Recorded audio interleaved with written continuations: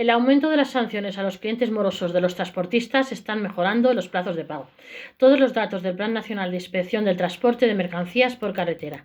Los datos del Plan Nacional de Inspección en el Transporte de Mercancías por Carretera han agrandado a los representantes de los autónomos y las pequeñas empresas del sector, ya que los plazos en los que cobran sus facturas están mejorando, al menos sobre el papel, gracias al aumento de las sanciones contra los clientes morosos. Los autónomos del transporte satisfechos con las inspecciones en carretera.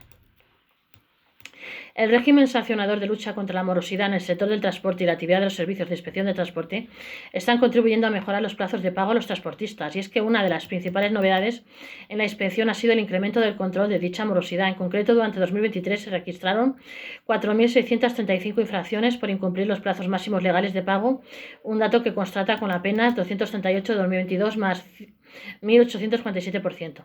Nos parece perfecto si se reformó la Ley de Ordenación de los Transportes Terrestres, LOT, en 2022 y se estableció un régimen sancionador que penaliza a quienes incumplen ese plazo de 60 días para pagar el peso de la ley ha de caer sobre las empresas incumplidoras. Era una de las reivindicaciones de las asociaciones que representan a los autónomos y las pequeñas empresas de transporte, a las que el Ministerio del Ramo acaba de presentar los resultados del Plan Nacional de Inspección llevado a cabo el pasado año, tanto por el Estado como por las comunidades autónomas en el transporte de mercancías por carretera.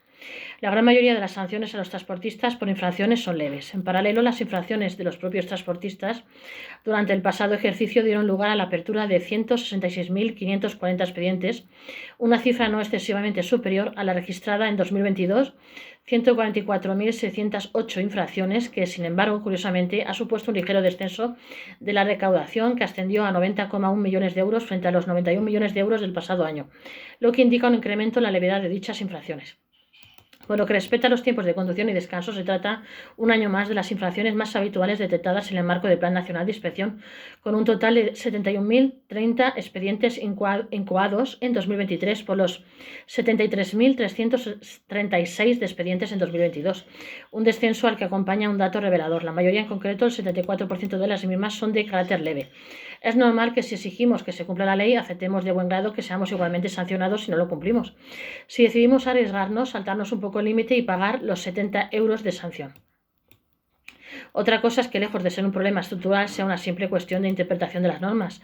Ayer mismo denunciaron a un compañero que no registró una carga y descarga, algo de lo que ya se ocupa el tacógrafo inteligente, que recordemos que convive aún con el clásico. Entenderíamos a la siguiente será sancionado, porque es muy poco pronto para exigir que todo el mundo esté al día en el manejo de una tecnología que es aún muy nueva. Tal vez dentro de un año no se deba dejar pasar una infracción así, pero juzgamos que es un poco pronto y que no se nos está dando tiempo suficiente para adaptarnos. En todo caso, se calificó de ligero el incumplimiento de los tipos de conducción y descanso entre los autónomos y las pequeñas empresas de transporte, sobre todo si se juzgan esos, en términos relativos, esos 71.030 expedientes incoados en 2023, habida cuenta de que hay obligación de inspeccionar varios millones de horas de trabajo. Según es necesario analizar las sanciones por velocidad excesiva de los transportistas. Es necesario analizar las sanciones por velocidad excesiva de los transportistas. Por su parte, debido a la manipulación del tacógrafo, el pasado año se incorporaron en total 104 expedientes sancionadores frente a los 142 de 2022, y respecto al limitador de velocidad, las autoridades impusieron un total de 560 infracciones. En este punto sí que somos un poco críticos con el criterio de la inspección.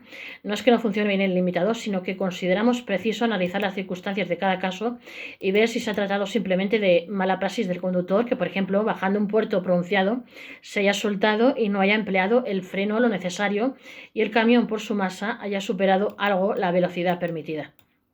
Por el contrario, según el representante de esta patronal de autónomos del transporte, el 99% de las sanciones por manipulación del tacógrafo están perfectamente incoadas. En cuanto al control de las jornadas de trabajo de los conductores profesionales, se comprobaron un total de 4.184.388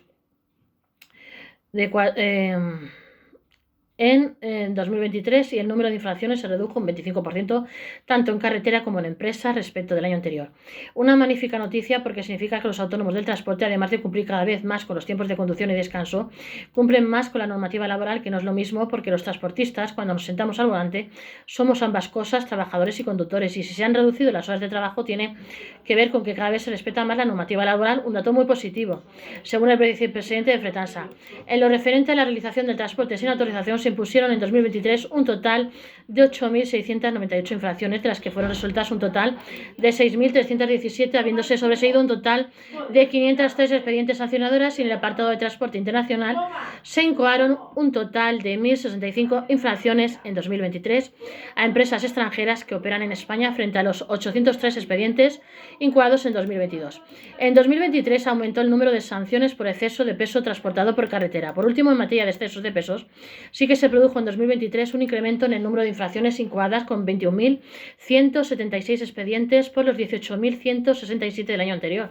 La mayor parte de ellas se producen en el transporte público de mercancías, el 70% del total. Sin embargo, las infracciones más graves corresponden al transporte privado. Sobre este asunto se mostró inflexible con las empresas que, por el motivo que sea, no cumplen los requisitos para poder seguir siendo transportistas. Y es que en el marco del Plan Nacional de Inspección, el número de infracciones del visado de autorizaciones creció un 21%. Se comprobó en 10.211 empresas de transporte de mercancías la vinculación real del gestor de transporte con su compañía, y se detectaron un total de 410 infracciones.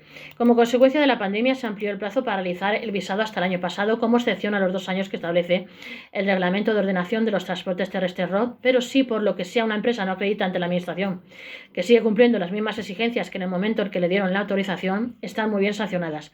Por último, en 2023 se produjo un incremento en las infracciones cometidas tanto en el transporte de mercancías peligrosas, más un 11%, transporte de mercancías perecederas, un más 30%, y en lo que se refiere a carencia del certificado de actitud profesional, más un 11%.